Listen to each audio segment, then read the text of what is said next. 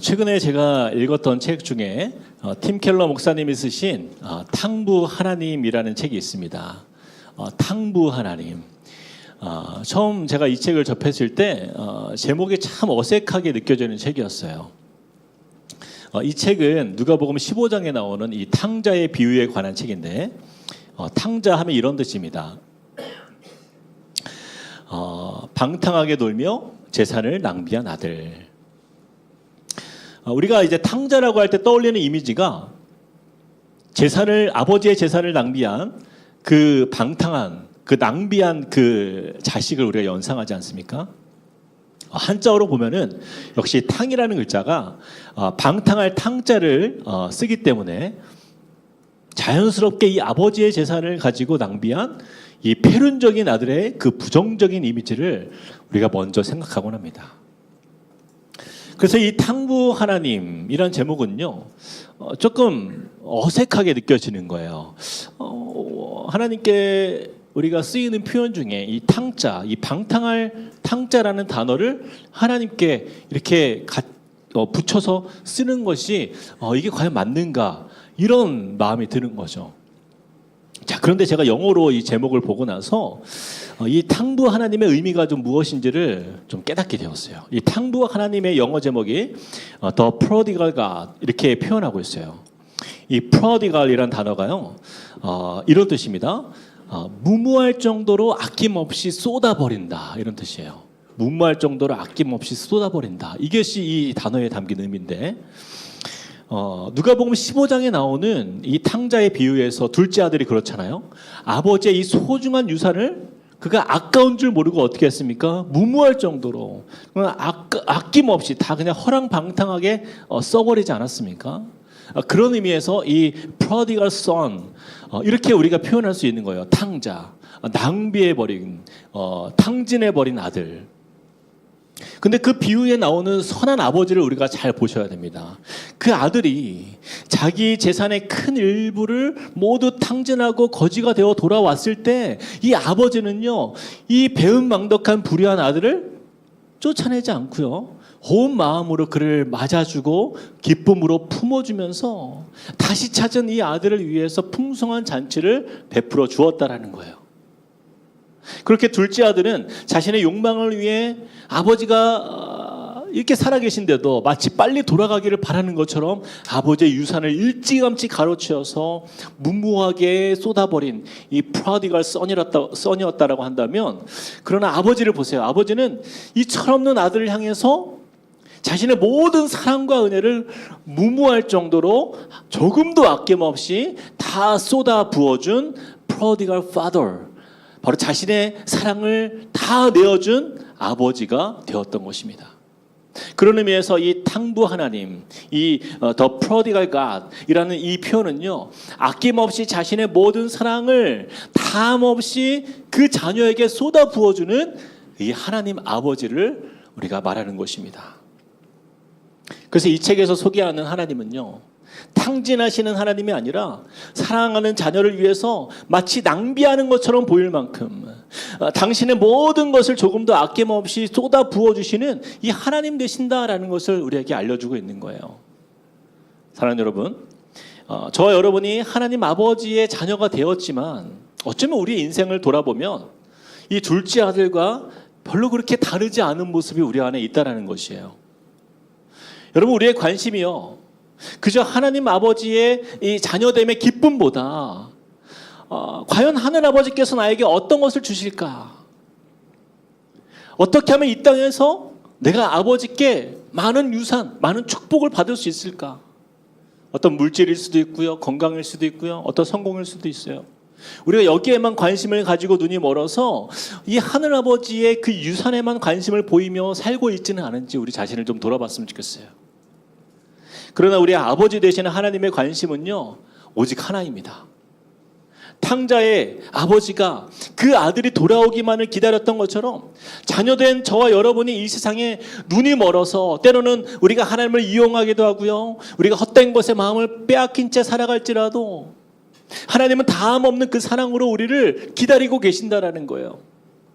그리고 오늘도 그 사랑을 부어주시면서 우리가 그 아버지 품에 안기기를 원하신다라는 것입니다. 여러분, 그 사랑의 증거가 무엇입니까? 하나뿐인 독생자 예수 그리스도를 우리를 위해 십자가에서 죽이기까지 내어주실 만큼 저와 여러분을 향하여 쏟아부으시는 그 사랑은요, 어쩌면 너무나 미련하고 무모해 보일 정도로, 또 어쩌면 너무나 낭비처럼 보일 정도로 고결하고 과분한 큰 사랑이 바로 저와 여러분에게 임한 것임을 믿으시길 소망합니다. 자, 그런 의미에서 오늘 본문 말씀을 보면요, 예수님께서 이 산상수훈 말씀을 통해서 우리에게 너무나 익숙하게 여겨질 만한 말씀을 전하고 계십니다. 7절과 8절 말씀이에요. 우리 같이 한번 읽어볼까요? 시작. 구하라, 그리하면 너희에게 주실 것이요, 찾으라, 그리하면 찾아낼 것이요, 문을 두드리라, 그리하면 너희에게 열릴 것이니 구하는 이마다 받을 것이요, 찾는 이는 찾아낼 것이요, 두드리는 이에게는 열릴 것이니라. 우리가 이 말씀만 딱 떼어놓고 보면 이보다 더 좋은 말씀이 없어 보여요. 하나님께 구하면 하나님이 주신다고 하시고요, 찾으면 찾게 해주신다고 하시고요, 두드리면 막힌 인생이 열리도록 인도해 주신다. 한마디로 하나님께 구하기만 하면 하나님께서 우리를 형통하게 하신다. 여러분, 이런 의미로 우리가 받아들여집니다. 그래서 많은 분들이요, 이 말씀을 가지고 이 기도의 중요성을 이야기하는 경우가 정말 많아요. 기도하면 하나님께서 다 들어주시는데 우리가 기도를 안 해서 그렇다. 마치 정성을 다해서 기도하면 우리에게 원하는 것을 다 주시는 그러한 기도의 공식처럼 생각하는 성도님들이 의외로 많이 있다는 거예요. 자, 그러나 우리가 이 말씀을 오해하지 않고 우리가 좀 바르게 이해하려면 예수님께서 이 말씀을 주시는 배경을 조금 이해해야 합니다. 자, 이어지는 말씀이에요. 우리가 방금 7절 8절을 읽었는데 9절에서 11절 말씀을 한번 봅시다. 이렇게 말씀합니다. 같이 볼까요? 시작. 너희 중에 누가 아들이 떡을 달라 하는데 돌을 주며 생선을 달라 하는데 뱀을 줄 사람이 있겠느냐? 너희가 악한 자라도 좋은 것으로 자식에게 줄 줄 알거든 하물며 하늘에 계신 너희 아버지께서 구하는 자에게 좋은 것으로 주시지 않겠느냐. 자, 여기서 보세요. 예수님께서 그 앞에서 구하라, 찾으라, 두드리라 말씀하시면서 이어서 두 대상의 이야기를 연결해서 말씀하세요. 누구와 누구예요? 아들과 아버지예요. 아들과 아버지. 다시 말해서 오늘 이 말씀은 하나님께서 우리 자녀된 저와 여러분을 그런 어떤 기도하면 다 들어주는 그냥 기도응답 자판기 이런 것이 아니라 하늘 아버지께서 자녀된 저와 여러분을 향해서 어떤 마음으로 그 아들과 딸을 하나님이 돌보고 계시는가, 그것을 보여주시는 바로 아버지와 아들과의 관계, 이 관계적 의미에서의 이 말씀인 것입니다. 자, 그렇다면 예수님께서 왜 이 말씀을 주셨는가? 그 배경이 있어요. 여러분, 예수님 당시에 많은 유대인들이요, 이 바리새인들과 서기관들의 영향을 받았습니다. 그런데 그들의 신앙은 어떤 신앙이었느냐? 바로 율법화되고 종교화된 신앙이었어요. 하나님을 인격적인 아버지로 만나고 누리는 관계가 아니라 마치 이방의 우상들 중 하나처럼 하나님께 기도할 때 내가 정성을 쏟고 내가 소원을 빌면 그 공로를 보면서 소원을 이루어 주시는 그런 신으로 여기면서 하나님께 예배했다라는 거예요. 예수님 당시의 유대인들은 신앙의 전통은 있었지만 율법의 하나님으로 하나님을 여겼던 것입니다. 그러니 신앙이 율법에 의해서 형식화되고 말았던 거예요. 그래서 우리가 저번에도 보았지만 여러분, 바리새인의 기도를 한번 보세요. 누가복음 18장 11절에서 12절 이렇게 그들이 기도합니다. 바리새인은 서서 따로 기도하여 이르되 하나님이여, 나는 다른 사람들 곧 토색, 불의, 간음을 하는 자들과 같지 아니하고 이 세리와도 같지 아니함을 감사하나이다. 나는 일회에 2번씩 금식하고 또 소득의 11조를 드리나이다 하고. 여러분, 유대인들이 존경했던 바리새인들이요, 하나님과의 어떤 인격적인 관계나 사랑을 구하지 않아요. 그들의 기도를 보세요. 내가 이만큼 금식했고 내가 이만큼 11조를 바쳤으니 나의 정성과 공로를 인정해 주셔서 나를 의롭다라고 여겨주십시오. 나에게 복을 주셔야 합니다. 이렇게 기도를 하고 있는 거예요. 마치 하나님이 어떤 분입니까? 나의 정성과 행위의 대가를 갚아주시는 분 정도로 그들이 보았던 거예요. 또한 예수님께서 기도를 가르치실 때도 이런 말씀을 하십니다. 마태복음 6장 7절에 보니까 또 기도할 때에 이방인과 같이 중언부언하지 말라. 그들은 말을 많이 하여야 들으실 줄 생각하느니라. 이 유대인들의 기도가 다 이랬다라는 거예요. 대부분. 하나님을 향해서 마치 주문을 길게 외우는 것처럼 미사여구를 사용하면서 나의 정성을 쏟아야 신이 감동하여, 하나님이 감동하여 내 소원을 들어준다라고 믿었던 거예요. 이처럼 유대인들의 기도의 신앙생활이 얼마나 이 상거래식으로 접근하여서 하나님께 그들이 나아갔는지, 결국 형식화되고 종교화되었던 그들의 신앙을 예수님이 지적하시는 것입니다.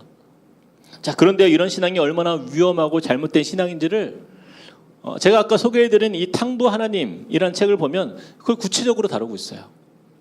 누가복음 15장에 이 탕자의 비유를 보면, 여러분 아버지에게 아들이 몇 명 있었어요? 네? 2명 있었습니다. 그렇죠?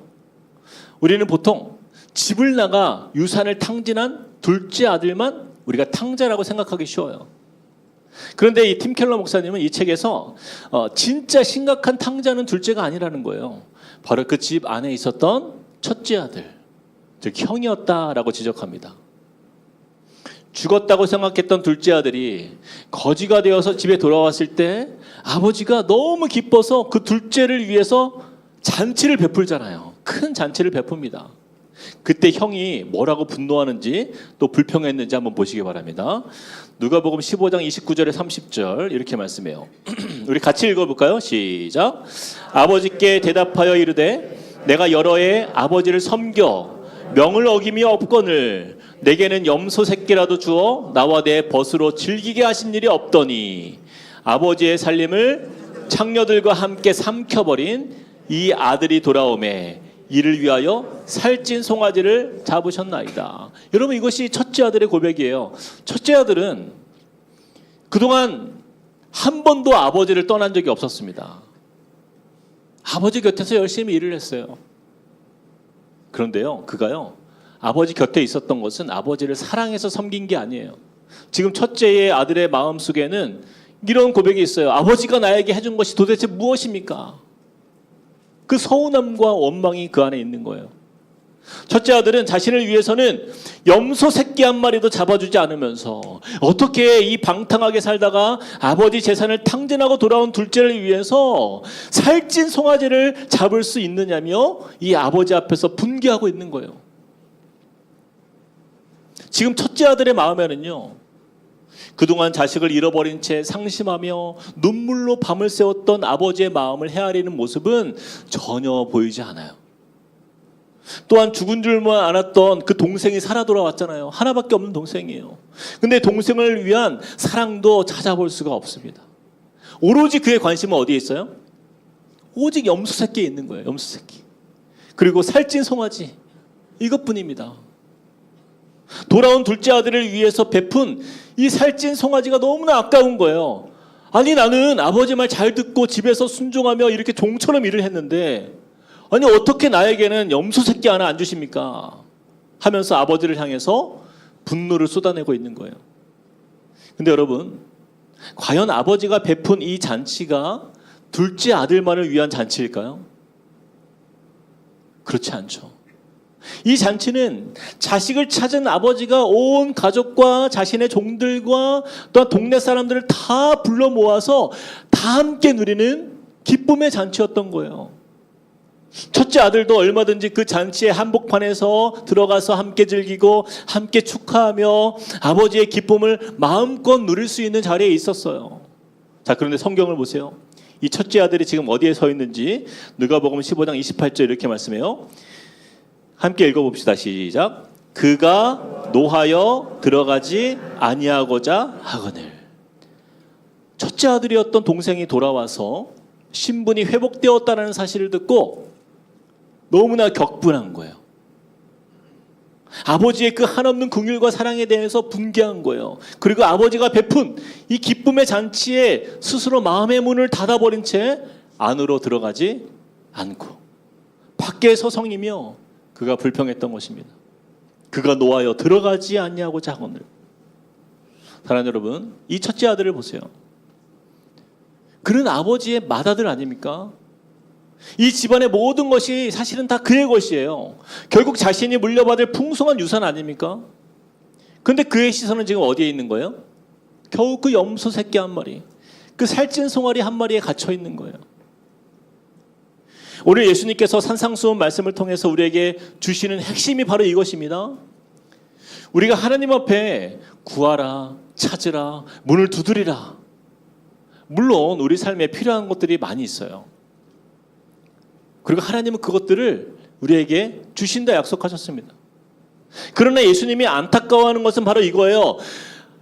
우리가 하나님을 섬기면서 겨우 나에게 필요한 그 염소 새끼 한 마리, 그거 나에게 주시는지 안 주시는지를 가지고 내 아버지의 사랑과 선하심을 의심하고 살아가는 우리의 모습이에요.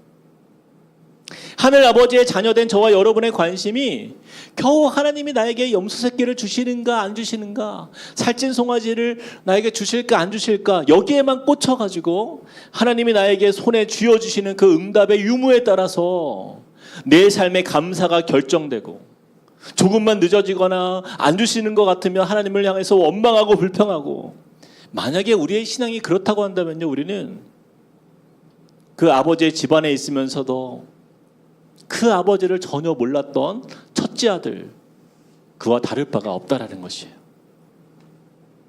사랑하는 여러분, 오늘 우리의 시선과 관심은 어디에 머물러 있습니까? 마치 첫째 아들처럼 하나님 아버지의 마음에는 아무런 관심이 없고 그저 구하라, 그리하면 주실 것이요, 찾으라, 그러면 찾아낼 것이요, 문을 두드리라, 그리하면 너희에게 열릴 것이니, 그저 이 구절에만 우리가 마음 두면서 하나님을 그냥 내 필요한 것을 얻어내는 어떤 종교적인 그런 도구로만 우리가 대하고 있지는 않은가, 우리를 돌아보라 말씀하시는 것입니다. 예수님은요, 너희가 그러지 말고 아버지와 자식의 관계를 기억하라 말씀하고 계시는 거예요. 11절 말씀 우리 같이 한 번 더 읽어볼까요? 시작. 너희가 악한 자라도 좋은 것으로 자식에게 줄 알거든 하물며 하늘에 계신 너희 아버지께서 구하는 자에게 좋은 것으로 주시지 않겠느냐. 나를 위해 독생자를 아낌없이 내어주신 그 탕부 하나님의 이 완전한 사랑을 신뢰하라는 거예요. 자녀된 저와 여러분의 삶에 가장 좋은 것으로 채워주시는 하나님 아버지를 믿으라 말씀하는 것입니다. 우리는 이것을 깨달을 때 비로소 우리의 기도는요, 달라질 수 있는 거예요. 그저 단순히 땅에 염소 새끼를 구하는 기도를 넘어서게 되는 거예요. 그리고 오히려 나를 향해서 무모할 정도로 사랑을 쏟아부어 주시는 그 하늘 아버지의 마음을 깊이 누리는 참된 자녀의 기도로 나아갈 수 있다는 사실을 믿으시길 축복합니다. 제가 오늘 말씀을 묵상하면서요, 저희 집 아이들이 좀 생각이 났어요. 저희 집에 아이들이 이제 4명이잖아요. 제가 일을 마치고 퇴근할 때 가끔은 우리 애들을 위해서 이렇게 빵을 사갈 때가 있어요.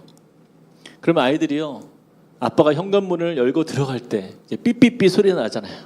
그럼 이제 아이들이 앞다투어 이제 현관문 쪽으로 달려옵니다. 그러면 어떤 아이는요, 아빠 다녀오셨어요 하고 바로 제 손에 들린 과자 봉지를, 빵 봉지를 낚아채 가는 거예요. 그런데 어떤 아이는요, 아빠 보고 싶었어요 하면서 저에게 달려와 품에 안겨요. 여러분 추측하지 마십시오. 여러분은 그럴 때 누가 더 이뻐 보입니까? 그렇죠. 아빠 보고 싶었어요 하면서 달려와서 안기는 그 아이 아닙니까? 그런데 그 아이 입장에서는 그렇게 하면 본인에게 이득일까요? 손해일까요? 예? 이득이에요? 손해예요? 아니, 이 빵봉지 지금 빨리 가서 내가 먹고 싶은 빵 빨리 골라야 될 거 아니에요. 본인에게 손해 아닙니까? 그렇죠?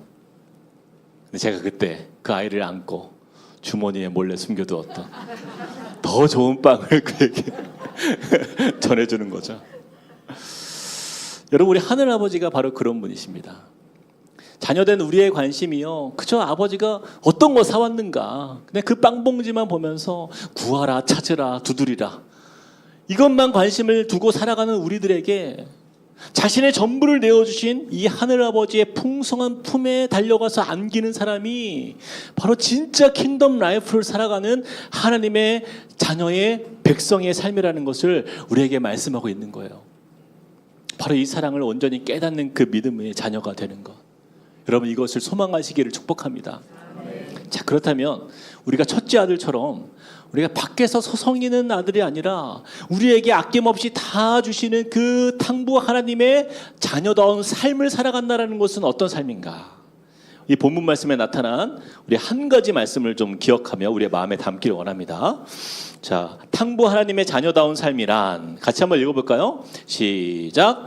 아버지의 공급하심을 믿고 남을 대접하는 성도로 사는 것입니다. 여러분 이것만 기억하시면 돼요. 아버지의 공급하심을 믿고 남을 대접하는 성도로 사는 것입니다. 12절 말씀에 이렇게 말씀해요. 그러므로 무엇이든지 남에게 대접을 받고자 하는 대로 너희도 남을 대접하라. 이것이 율법이요 선지자니라. 이렇게 말씀이 끝나요.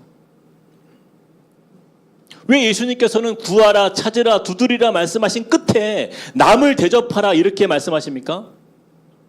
하나님 아버지의 자녀됨의 증거는요, 하늘 아버지의 공급하심을 믿는 사람이라는 거예요. 탕자의 비유에 이 첫째 아들이 안타까운 이유가 뭐예요? 평생을 아버지와 함께 살았는데요, 그는요 아버지가 어떤 분인지를 제대로 깨닫지 못했다라는 데 있어요. 여러분, 이 탕자의 아버지가 인색한 아버지입니까? 아니에요. 둘째 아들에게 자신의 큰 유산을 내어줄 만큼 넉넉한 아버지였어요.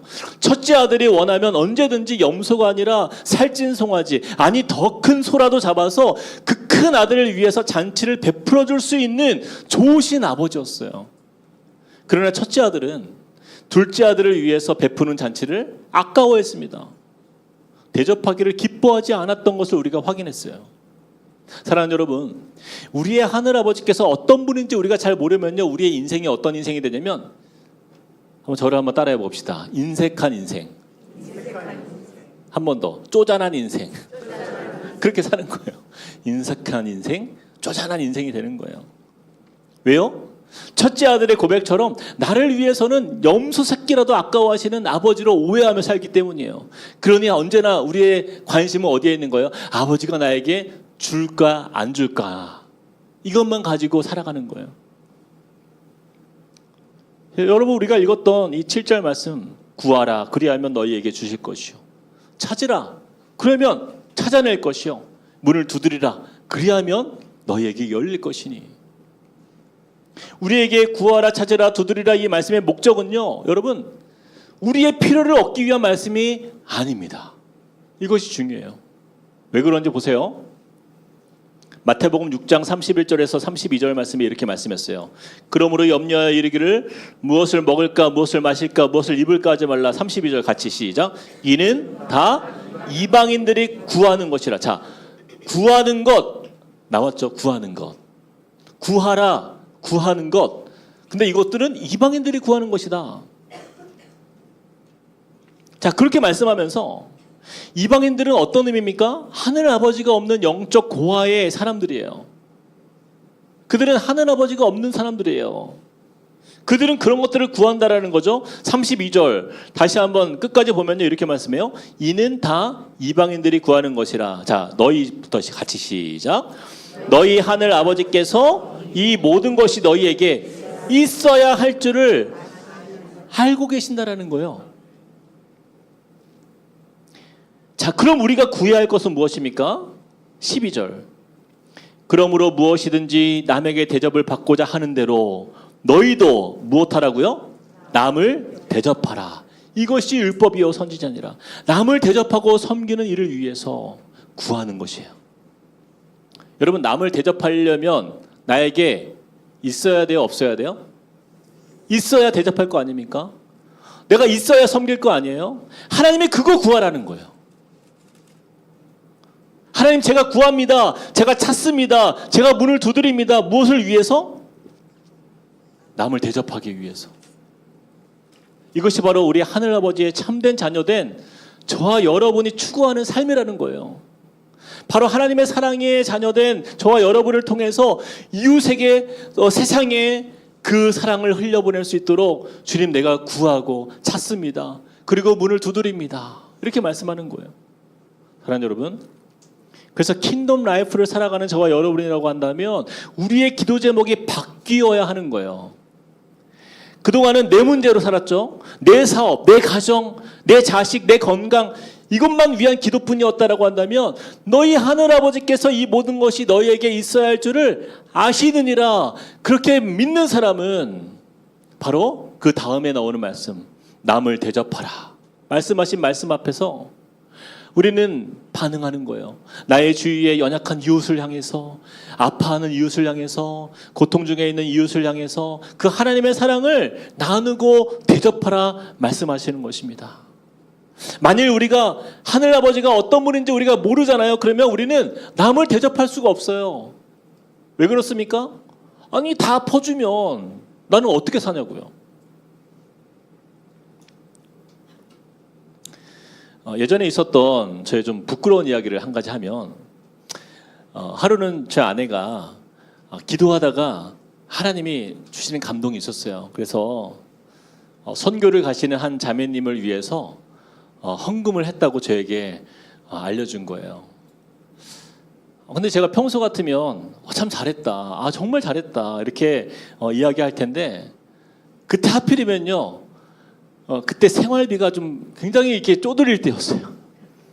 그 전달에 이제 우리 가정에 경제적으로 이렇게 좀 지출이 많았어요. 적자가 되다 보니까 막 빚이 막 쌓여서 이번 달을 정말 잘 아껴야 이 고비를 넘어갈 수 있는데 아내가 선교헌금을 했다라는 거예요. 예상치 못한 이 지출에 제 마음이 순간 불편했습니다. 제가 이번 달은 너무 어려운데 왜 그랬냐 그러면서 아내에게 제가 짜증을 낸 거예요. 여러분 죄송합니다. 담임 목사 수준이 여기까지밖에 안 돼요. 그런데 이제 그 일이 있은 후에 제가 마음이 너무 불편했어요. 내가 목사가 맞나 싶기도 하고. 그래서 뭐 한편으로는 또 참 목사라는 사람이 사모보다 믿음이 없구나 그런 마음이 드는 거예요. 그래서 제가 아내에게 사과를 했습니다. 1부 예배 끝나고 다시 한 번 더 사과했어요. 여러분 미안하다고.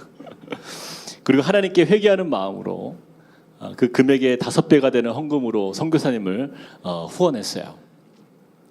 제가 그때 그런 마음이 들었어요. 아무리 목사라 할지라도 하늘 아버지가 어떤 분인지를 내가 온전한 믿음으로 바라보는 그 시선을 내가 놓치면 저 역시도 첫째 아들처럼 살아가는 거예요. 그냥 쪼잔한 인생, 인색한 인생. 그 염소 새끼 한 마리, 그 살찐 송아지 한 마리를 계산하면서 그러한 인색한 하나님의 자녀로 살 수밖에 없다라는 사실을 제가 깨달았어요. 근데 여러분 말씀을 보세요. 로마서 8장 32절 우리 큰 소리로 한번 읽어보겠습니다. 같이 시작. 자기 아들을 아끼지 아니하시고 우리 모든 사람을 위하여 내주신 이가 어찌 그 아들과 함께 모든 것을 우리에게 주시지 아니하겠느냐. 사랑하는 여러분, 우리 인생의 공급자가 되시는 하나님 아버지의 마음과 그 사랑을 온전히 신뢰하시기를 축복합니다. 그리고 한 절 더 볼까요? 야고보서 1장 17절 같이 한번 더 읽어봅시다. 시작. 온갖 좋은 은사와 온전한 선물이 다 위로부터 빛들의 아버지께로부터 내려오나니 그는 변함도 없으시고 회전하는 그림자도 없으시니라. 온갖 좋은 은사와 온갖 좋은 온전한 선물이 다 누구에게로부터 온다고요? 우리 아버지께로부터. 우리 하늘 아버지께서 우리에게 부어주신다 약속하시는 거예요. 그러므로 우리가 구할 것은요, 이 땅에서 어떻게 내가 축복의 통로로 쓰임받을 수 있는지를 늘 구해야 하는 거예요. 구하라, 찾으라, 두드리라. 무엇을 구하는 거예요? 하나님, 제가 누구를 섬기고 또 누구를 살리는 데 쓰임받을 수 있을지 주님께 내가 구하며 기도합니다. 하나님, 제가 섬길 사람이 어디에 있는지 제가 찾습니다. 하나님, 저를 통해서 내 이웃과 또한 내 주변에 있는 가정들이 막힌 문이 열리도록 주님, 내가 문을 두드립니다. 이것이 저와 여러분의 기도가 되고 삶이 되어야 할 줄로 믿습니다. 그래서 여러분 우리 자녀들에게 이런 얘기 많이 했잖아요. 야, 공부해서 남 주냐? 여러분 남 주셔야 됩니다. 열심히 공부해서 남 주도록 공부시켜야 되는 거예요. 여러분의 사업이 왜 잘 돼야 됩니까? 남 주기 위해서예요.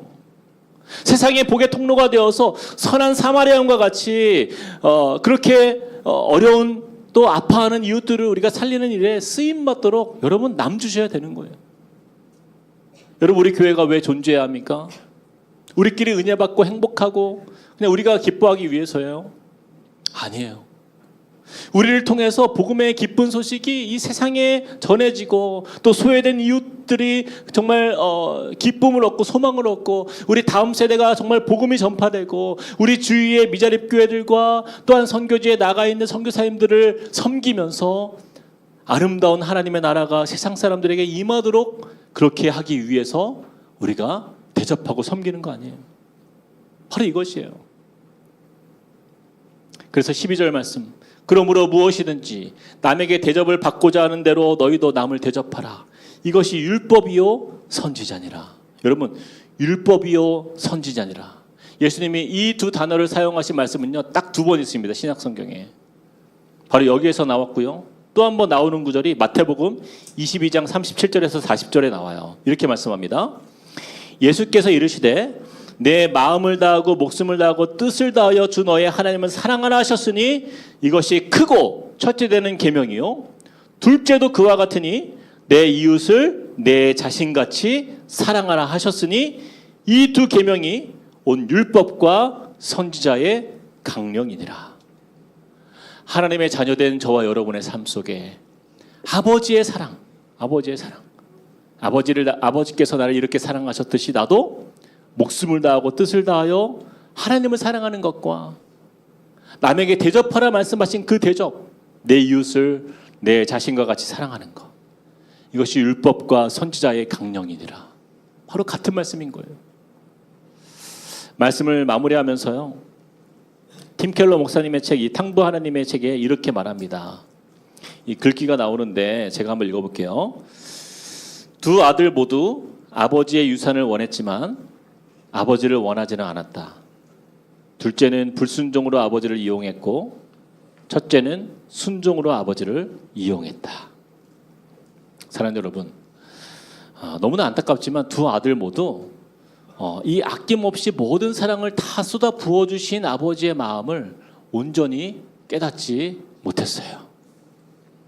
그렇다면 우리는 하늘 아버지의 어떤 자녀입니까? 사랑하는 여러분, 이 탕부 하나님의 크고 한량없는 사랑을 경험한 우리는요, 이제 그 아버지의 마음을 품고 우리가 세상을 향해 나아가길 원합니다. 그동안은 나만을 위해서 응답만 구했던 나의 자리, 그저 이 염소 새끼 한 마리, 살찐 송아지 나에게 주실까 안 주실까 이것만 생각하던 그 인색했던 우리의 인생이요, 이제는 우리 아버지의 그 넉넉한 은혜, 아낌없이 쏟아 부어주시는 그 사랑을 우리가 신뢰하고 믿는다라고 한다면 우리는 달라지는 거예요.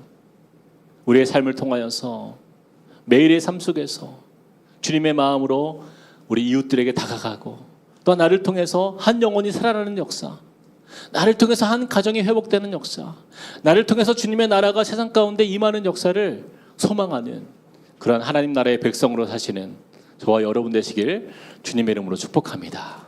우리 들은 말씀 기억하면서 함께 우리 찬양했으면 좋겠어요. 아버지의 사랑 내가 노래해.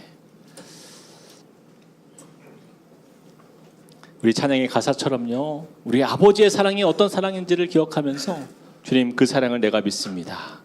주님 내가 그 품에 안기며 날마다 주님과의 깊은 관계 안에서 사는 믿음의 삶이 되길 소망합니다. 우리 그 고백으로 함께 나아갑시다. 아버지 사랑 내가 노래해.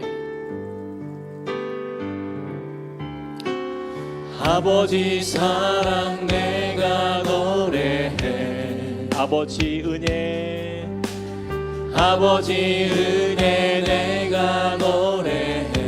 그 사랑 변함없으신 그 사랑 변함없으신 거짓 없으신 성실하신 그 사랑, 상황할 때 꺾지 않으신 없으시는 상한 갈대 꺾지 않으시는 꺼져가는 등불 끄지 않는 꺼져가는 등불 끄지 않는 그 사랑 변함없으신 그 사랑 변함없으신 거짓 없으신 성실하신 그 사랑 사랑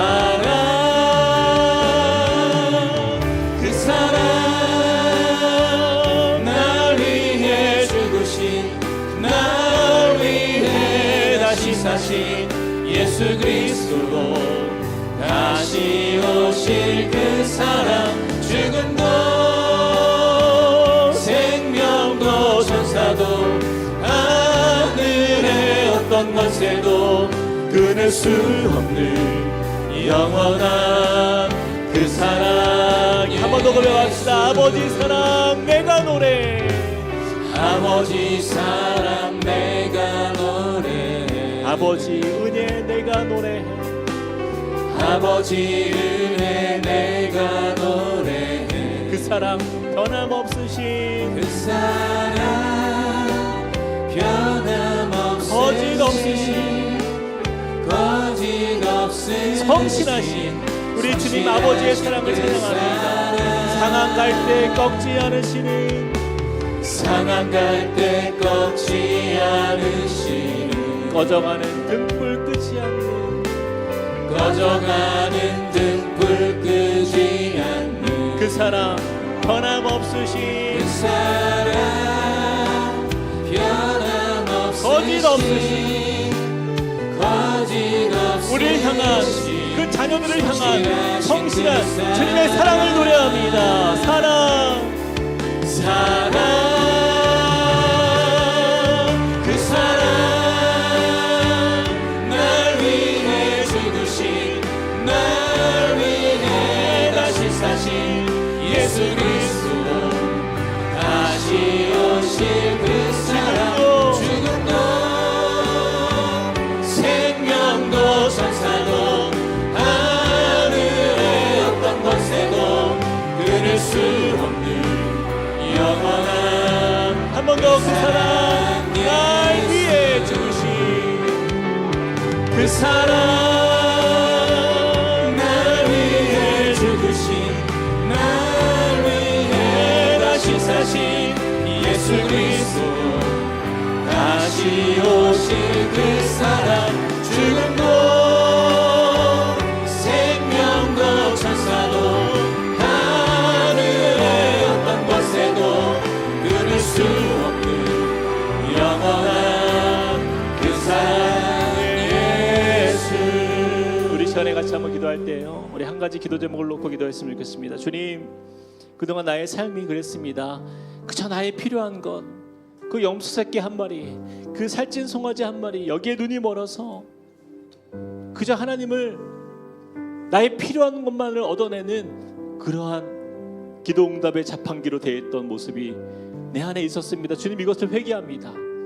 주님 독생자 예수 그리스도를 내어주시기까지 아낌없이 모든 사랑을 쏟아부어 주신 우리 탕부 하나님의 이 하나님 은혜를 온전히 믿고 신뢰하며 나아가게 하여 주시사 주님 이제는 내가 구하는 것들이 하나님 그저 나의 유익을 위함이 아니라 내가 어떻게 대접할 수 있는지 내가 어떻게 축복의 통로로 살아갈 수 있는지 이미 나의 모든 필요는 하나님 아버지께서 아신다 하셨사오니 하나님 나의 삶을 통하여서 그렇게 이웃을 살리며 섬기며 살아가는 주님의 자녀로 쓰임받게 하여 달라고 우리 같이 한번 기도하며 주 앞에 나가시겠습니다. 사랑과 은혜 하나님 주님 의지합니다.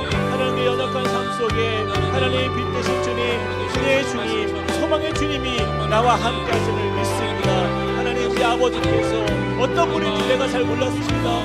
그 아버지의 사랑이 어떤 사랑인지 나를 향한 아버지의 공급하심의 은혜가 어떠한 은혜인지 하나님 내가 그것을 믿고 살았습니다. 하나님 그러나 오늘 말씀을 통하여서 다시 한번 그 말씀의 자리로 나아갑니다.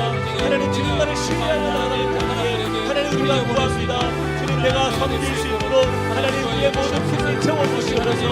주님 우리가 섬기는 자리에 하나님 우리가 그 자리가 어떤 자리인지를 찾게 하여 주시고 하나님 이 모든 필요를 채워가실 우리 또한 주님을 온전히 믿고 신뢰하는 우리가 두드리며 주님의 역사를 받는 하나님의 자녀 될 수 있도록 주여 도와주시옵소서. 하나님 도우시고 인도하여 주시옵소서. 아버지 하나님 함께하여 주시고 우리의 마음에 아버지 하나님 신뢰와 사랑을 올려드립니다. 우리 아버지께서 그러한 하나님 아버지가 되시겠습니다. 하나님 말씀에 각각 자기의 일을 다른 사람의 일을 하는 나의 기쁨을 감사하게 하라 말씀하시듯이 이것이 예수 그리스도의 마음이라 주님 우리가 대접하며 사랑하며 우리가 섬기는 자리에서 그렇게 승리하여 믿음의 삶이 되도록 인도하여 주시옵소서. 주님 역사하여 주시옵소서. 주님 함께하여 주시옵소서.